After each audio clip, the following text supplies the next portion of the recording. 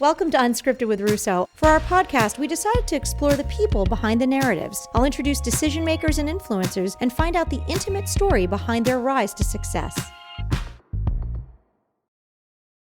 Hey everybody, welcome to Unscripted with Russo. I am here with Richard Thompson, the managing partner at Factory LLC, which is where we're actually broadcasting from today. Richard, thanks for having us. No worries. It's always good to use a podcast studio here at Factory. We are excited to be here, and it's been cool to watch the growth of this place. I want to talk a little bit about your life, but before we get into that, tell people what Factory is if they have not been here or heard about it, and if they haven't, they've been living under a rock. Yeah, that's probably true. Factory is an innovation and scale-up center here in Bethlehem, South Bethlehem. We call it Factory because it's an old Bethlehem steel factory building. We don't make any products here. We make value, and I'll explain that in a minute. But it's an old 1940 factory building that we renovated and made it into an innovation scale-up center for small food, beverage, and pet brands that we invest in. So the idea is that we raised a fund of several hundreds of millions of dollars. And so with that money, we buy small brands. When I say small, 2 million to 20 million, so they're real companies. And when we invest in them, it's like getting a scholarship over here to Lehigh. When you get a scholarship to Lehigh, you got to go to Lehigh, right? Yeah. Well, if you get money from Factory, you actually have to move to Factory, and you do everything but sleep in this building. So if you're on a couch somewhere in San Francisco or Seattle or Chicago, you got to get off that couch and get a bus and get your butt over here to the Lehigh Valley and live here.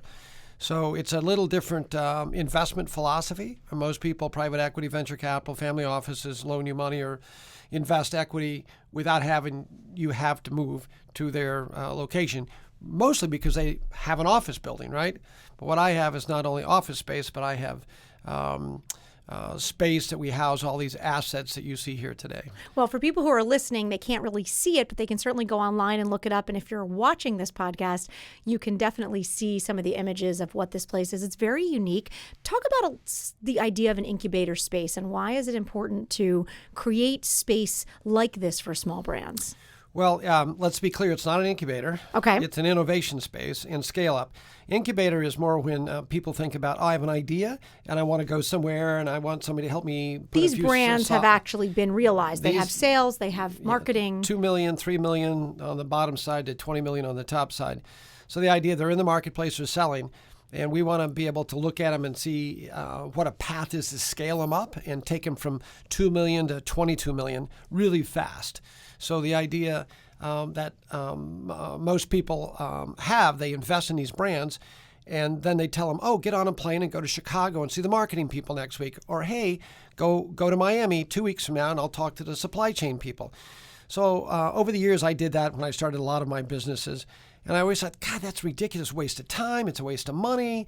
You show up, the guy is sick because he has the flu, and you're like, oh my gosh, it's like crazy. I just flew across the country, and now I can't even meet with you. Exactly. It happens all the time. And so I thought, what happens if you have a building that's big? And we have 40,000 square feet here, so it's a big industrial building. And if you go online at factory-llc.com, you can see it. But the building is a really cool building that we've done.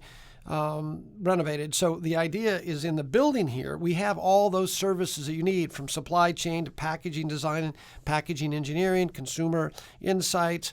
We have innovation kitchens. We have innovation labs for beverages.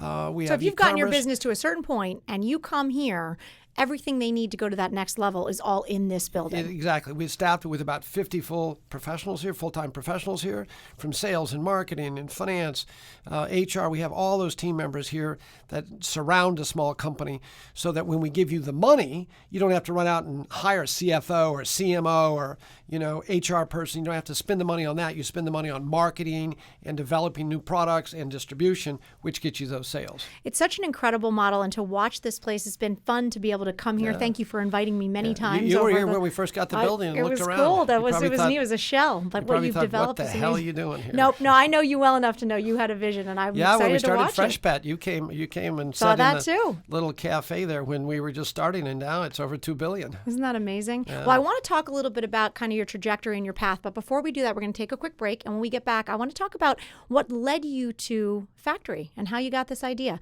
All right, Rich Thompson, we're here at Factory LLC down in Bethlehem, and you're listening to Unscripted with Russo. We'll be right back.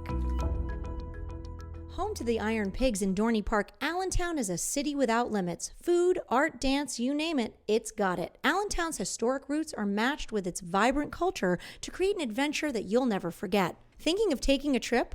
Follow Lehigh Valley, PA on Instagram, and you'll find attractions, hotels, and sites you won't want to miss.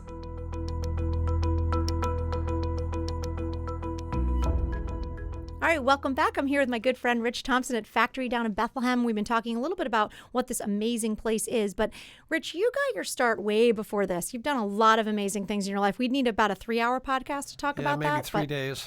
Maybe 3 days. That's true.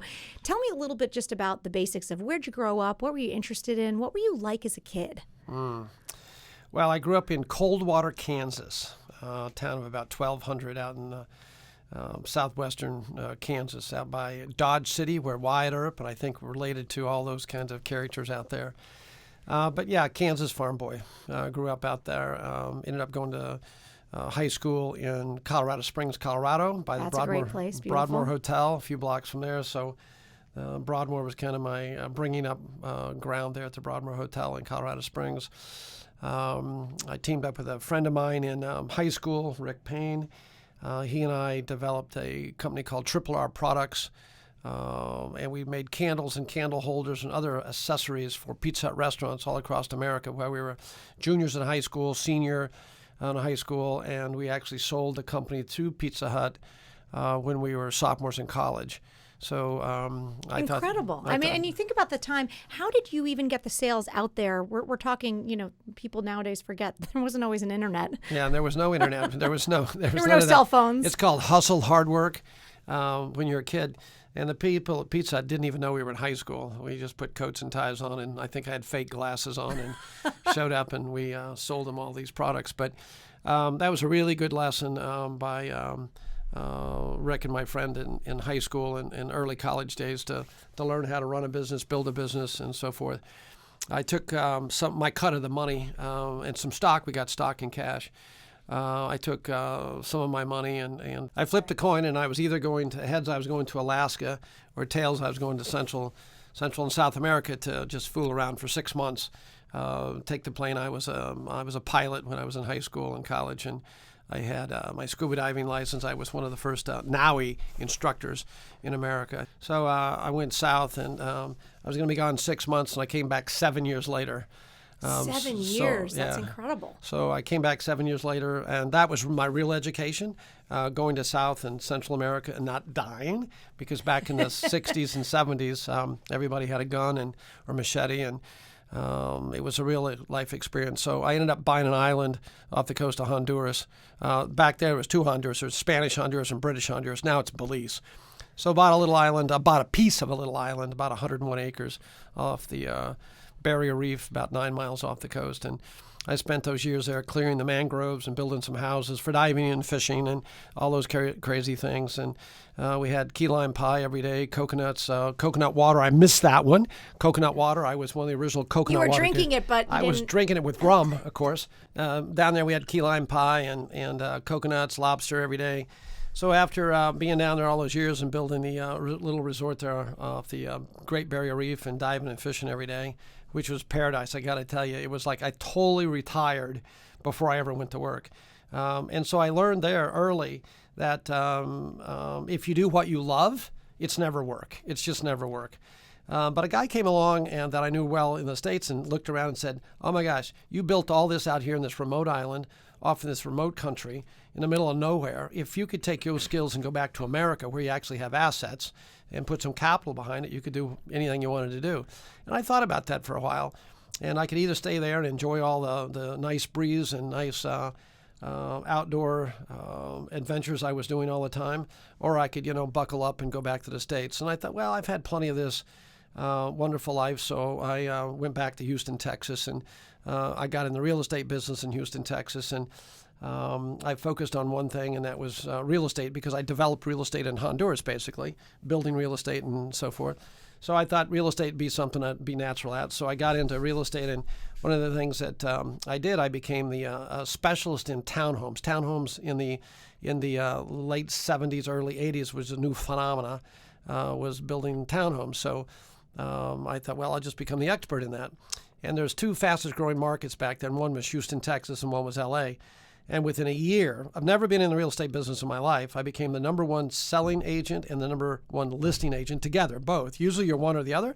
I became both the first year that I ever got into the business because I focused, I worked really hard, and I came up with some really innovative ways to market and sell and get listings for townhouses. Well, as people are listening to you talk about this, you're talking about what really sound like very disconnected markets. So what was the common thread for you that has kind of gone through all of these adventures you've taken? Yeah, well, if you read my book or listen to all my stories, it's like I'm always looking for an adventure. I'm always looking for something exciting.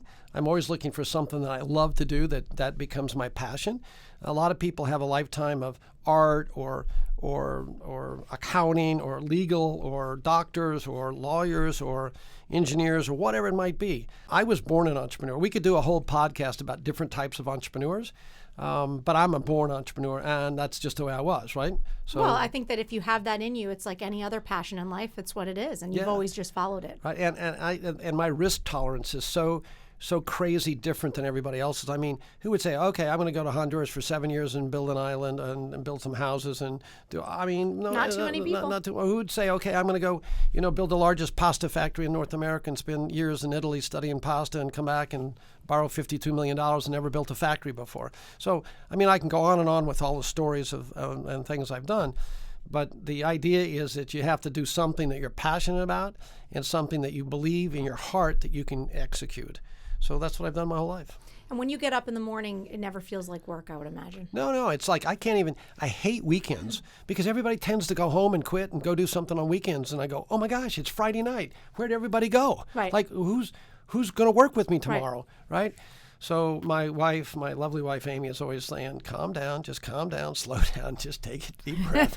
It'll be all right on Monday. She keeps up with you pretty well, though, Amy. You guys have a lot of adventures. Talk a little bit about your free time because you do work a lot, but again, it's your passion for you, so it doesn't really feel like work. No. But you do travel. You like to be outdoors. You're a pretty adventurous guy. Yeah, I'm very adventurous. Matter of fact, I just sent I couldn't go on an adventure this week, so I sent my wife to Australia for me.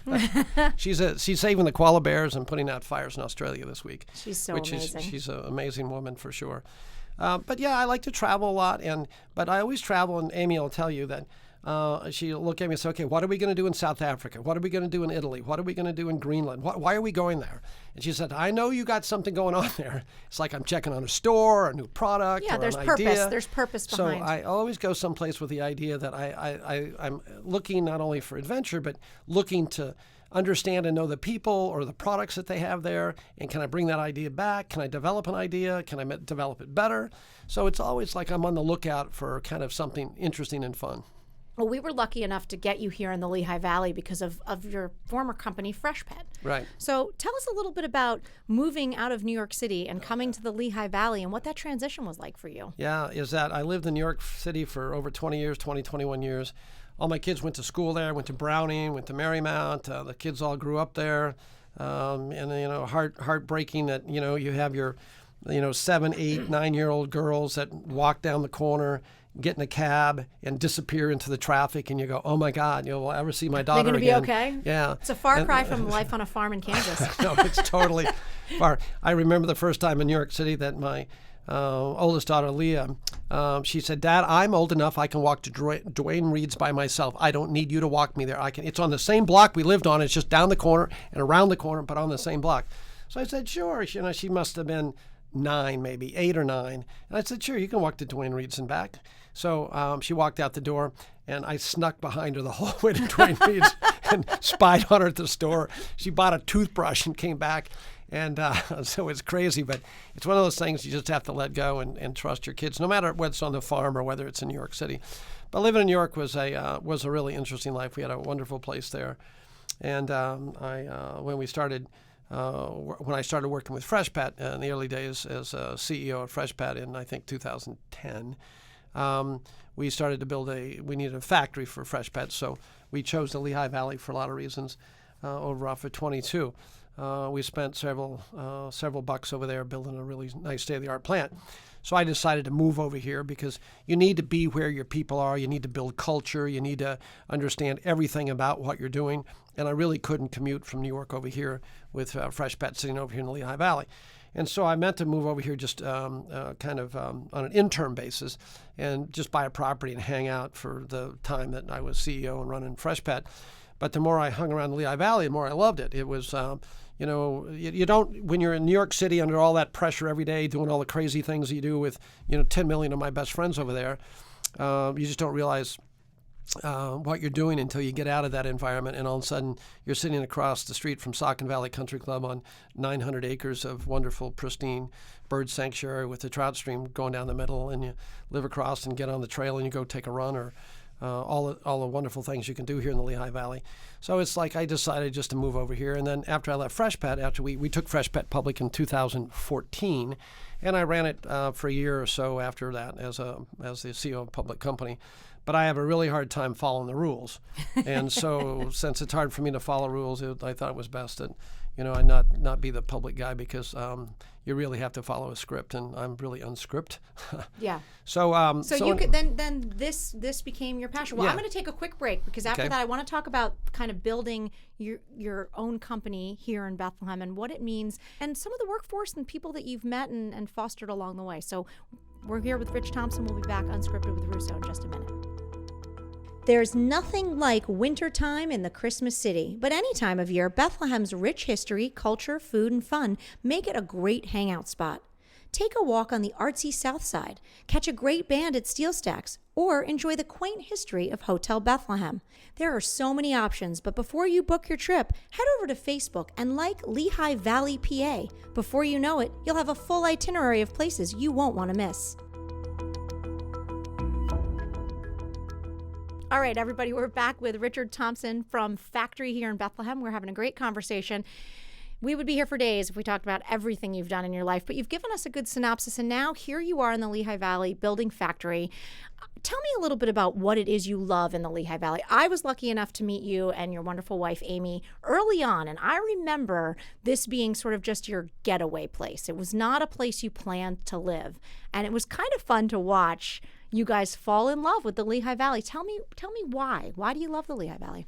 Well, again, leaving New York City and coming to some place like this where you have the outdoor, the freedom. I mean, I do ski in Colorado all the time. I grew up there, and I ski at Vail and Steamboat Springs. But to be able to run over to Blue Mountain, to be able to go hunting or shooting, or to be able to go fishing, or to be able to go play golf, or any of the other activities that you want, is just really nice and really relaxing to be able to do those things. All right in our backyard. It's right pretty in our amazing. backyard. Yeah. You don't have the pollution, you don't have the traffic, you don't have all the pressure and stress that goes on in like New York City or maybe even Philadelphia. But we just love the people here, the opportunities. I look at things through different eyes than most people, so I look at things and go, I could do this here, I could do that there. So when I left Freshpet, is that the thing I did? I spent 6 months writing a book. It's called Becoming Rich, Thompson. Love it. And it talks about all the places we've had these adventures around the world, actually. And the book is on Amazon. We encourage people to go out there, because if you want to learn all the pieces that you didn't get to hear today. You can go to Amazon.com and you can certainly order the book. It's expensive, so people joke, they understand how I got wealthy because I sold a book that cost a lot. It's not true. I put a lot of photos and it's color. It's all in color. It's all that color print.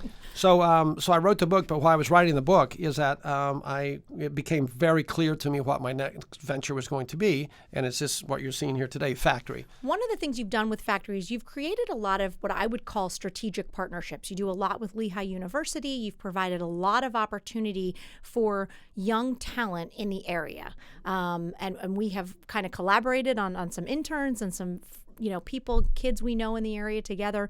Why has that been important to you? Why is fostering that growth here in the Lehigh Valley important? Because you could bring people in from wherever. Right. So one of the things I did is that as I looked at where I wanted to put Factory was based on a whole analytical analysis that I did. And most of your listeners probably know Boulder, Colorado. The University of Colorado is there, and they have a whole, over the last 40 years, have built a real kind of foodie innovation center there. Austin, Texas, the University of Austin, Whole Foods is there. The corporate office of Whole Foods is there. Have built a really cool kind of innovation techie group there. So Portland, Oregon's a similar place.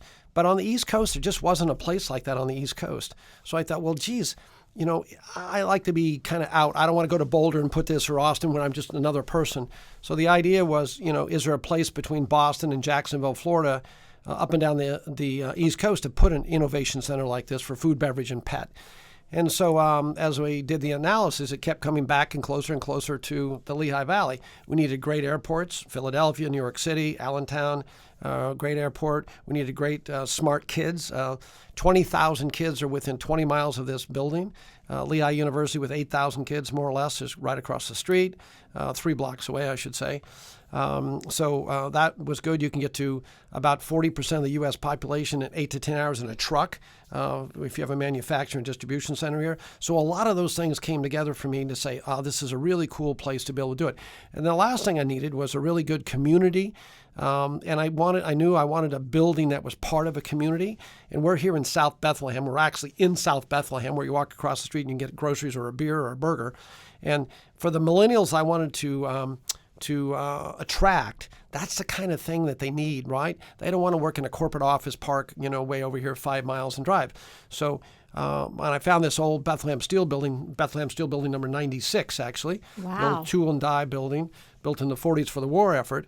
Hadn't been touched since 1940, so like in 70 years, took a lot of cleaning to fix her up. But we put a lot of lipstick on it, and she looks pretty good now, as you guys can attest to. But this is the kind of thing I needed that was in town. So you put all those elements together, it all worked out that the Lehigh Valley happened to be the place that we became home to Factory. Well, Rich, we are so glad that you are here and that you are doing this here and committing to this area. It's really been tremendous for the area. Time to take your workout outdoors. Discover Lehigh Valley is a great resource for finding easily accessible nature trails with stunning views and challenging terrain. Whether you're exploring the Delaware and Lehigh Trail or going for a jog on the Ironton Rail Trail, explore Discover Lehigh Valley to get you started. Follow them on Instagram, Lehigh Valley, PA.